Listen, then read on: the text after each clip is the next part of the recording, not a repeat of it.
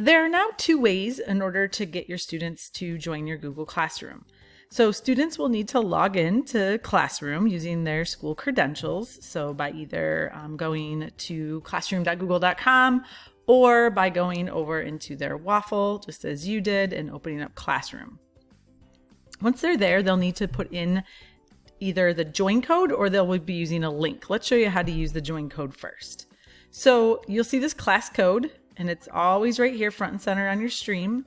You can click on this display symbol and it will enlarge it. So if you wanted to put it up on a screen, bigger for your students to see. All students need to do now is type in this code in order to get into the Google Classroom. So I'm just going to copy this real quick because I want to open up and show you what it looks like on the student end. So this is a student classroom account, and the student, all they need to do to join a classroom once they have the code is go here up to the right and join class. They'll then type in that class code and they'll hit join.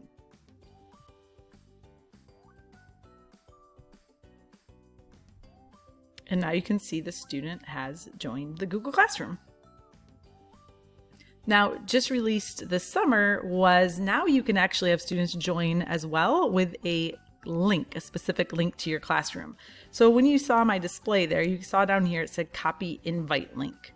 So what that is it's a URL link that you can copy and paste into whether it's an email or a document or somewhere that the student or parent, all they need to do is click on it and that will take them and allow them to join the classroom as well. You can find that link also and any settings for your joins under your settings. And as I scroll down, you'll see here that I have my invite codes. So the invite link is that link I just copied. You can copy it from here again as well. You'll see your class code here as well, and then be able to display it just like I did on that stream page. If for some reason you need to disable or reset your code, you can do that here as well. So if I'm looking at a student side, and let's say I wanted to copy and paste this link. So what I really would do is just copy it. And then let's say I open up an email and I just need to paste this link into that space.